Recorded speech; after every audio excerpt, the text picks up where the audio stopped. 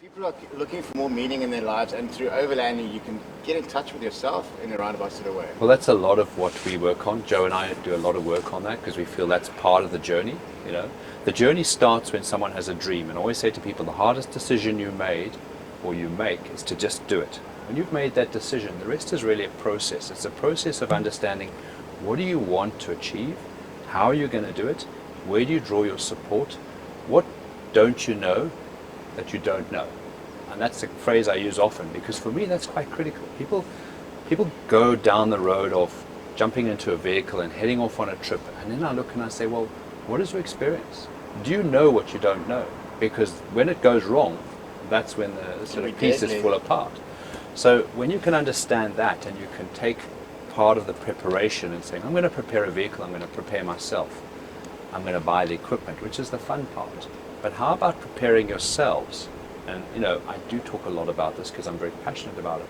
But talking about preparing yourselves so that you and your wife or your family are all working together. It's a common dream, a common goal. So when I sit and talk to clients, I go, if your wife's traveling with you, please let's talk together. Let's encompass the family. Let's build this dream up. And it makes it much more pleasurable.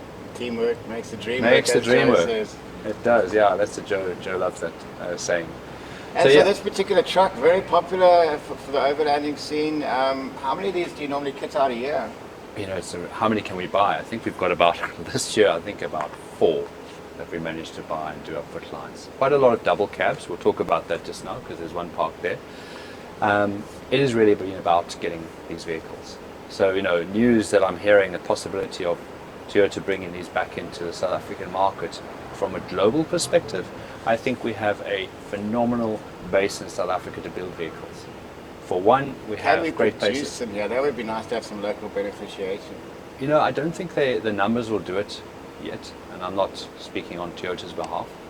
There was always local content programs, and I really can't comment on that because I don't know.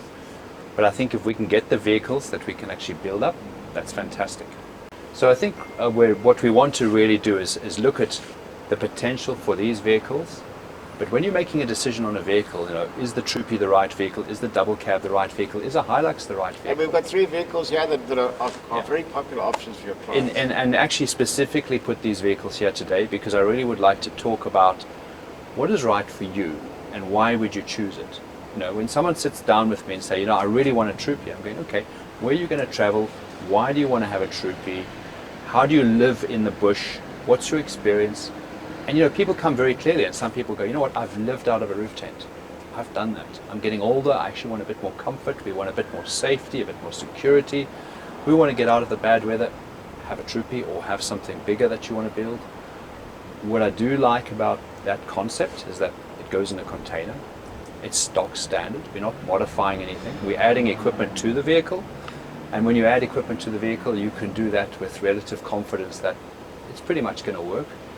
When you cut a vehicle apart and you build a new vehicle, you almost need to have done it for a number of times to know it's really going to work and it's going to be reliable. And that's the challenge you have with any modifications on vehicles. You know, to prove the modifications over time takes time. And it takes a lot of initiative for people to take the vehicles, test them, bring them back, learn from what worked, what didn't work, improve those, strengthen them. This has been around, this has been tested for how many years?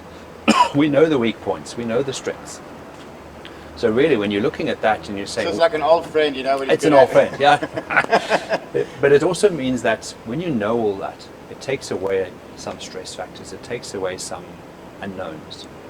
You know, we know what do you need to do on these trucks to keep them reliable, to make them bulletproof. What are the modifications? What are the changes? How do I look after this truck? That's what counts. So again, it goes back to values. Is it simple? Can we make it reliable? Is it going to be safe? And that's what we're really encompassing when we're looking at any vehicle you're going to build. Take the values of what you want to use in overlanding. And you know, we did that series on responsible overlanding. And I use that often to people and I say, take on being responsible for you and your family. Take on the knowledge, learn the knowledge. When you go out with your family, it's up to you to be responsible enough to know what to do, how to change a wheel safely, how to manage an accident, what to do in a difficult situation. When it goes well, it's easy. So yeah, so we've got the Troopy. And you talk about engine swaps. That must have been a process in itself to get that right. Look, I won't swap. From back in the day. I won't swap cross brands. You know, I wouldn't go and put a Toyota engine in a Land Rover and vice versa. If it's a Toyota, we know what swaps around, and again, that's also been tested. So if you're taking an engine and a gearbox out of, let's say, 105 or a 100 series, you know you can put that in. Is this like Lego, where you can kind of with the right brand? If you know what to do and what to put in the swaps and what the mods are, you can do it very successfully. You're not changing the engine and you're not changing the gearbox. You might have to move some mountings. You might have to change the radiator. You might have to change where the gear sticks come up through the floor in the car. That's minor. That's not going to affect reliability. When you start taking a Ford V8 and you marry it to a Land Cruiser gearbox, the gearbox will be crunched. You know, then you're starting to put a lot of stress through mismatched components. They weren't designed to work together.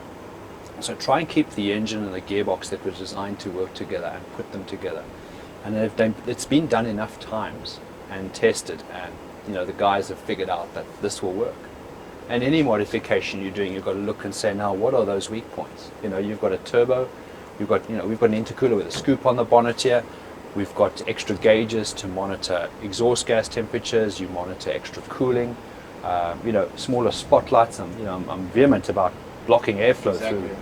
So you really are looking at what can cause problems and how do we mitigate that. If it's an automatic vehicle, extra oil coolers. You know. When you're looking at simplicity, this does slightly go away from that, but what we're balancing out in this scenario is we're actually getting a turbo diesel in a vehicle. Do they still make those those engines? No. I mean, do you almost think they should still be making them? Well, they won't, you see, because of emissions. Remember, the market we have is that size. Our market's too small. It's too small. So if we went to Toyota on our knees, they'd probably say, sorry guys, we can't. So, no, look, I mean, these motors, we rebuild these motors. They're not cheap to rebuild, but when you rebuild a motor and you put, life back into it, it works. It's good as gold. It works. It really does. That's why we take all the vehicles and refurbish them, because you get a chance to learn a bit about your vehicle. You get to build confidence. You want to build confidence in your truck. You want to build confidence in your skill set, so that you can be confident every time you use your vehicle, you're going to learn a bit more about yourself and you're going to learn a bit more about your vehicle. And you'll come back, probably like most of us, with a list of what you want to change, what you want to improve, what worked, what didn't work, what kits I can get rid of because I took too much. That's often the case. Sometimes you've got to get out there to realize what you don't need. Yeah, well, you do. And you refine that. And it's different for people. As long as you've got the basics, spares kit, repair kit, recovery kit, tool kit, first aid. You've got the basics, good communication abilities, satellite phone, in convoy, radios between vehicles, and not small handhelds that you can barely talk to each other. Get something with a mag mount on the roof. Yeah. Then you're not driving in each other's dust. So there's little things like that which really count when you're trying to put together trips. When groups go together, there's another whole dynamic with groups. But that's another conversation. We'll touch on that. And this is one of your clients from originally from Scotland. He's moved down to Cape Town from Joburg. What a truck! That's amazing. This truck turns heads. The color is incredible. The layout. I'm very proud of this truck. I'd say it's one of the best, if not the very best truck we've built. It's got a lot of interesting features which we'll show you. But let's talk a bit about the difference between the Troopy and the double cab and the Hilux. Let's get into it.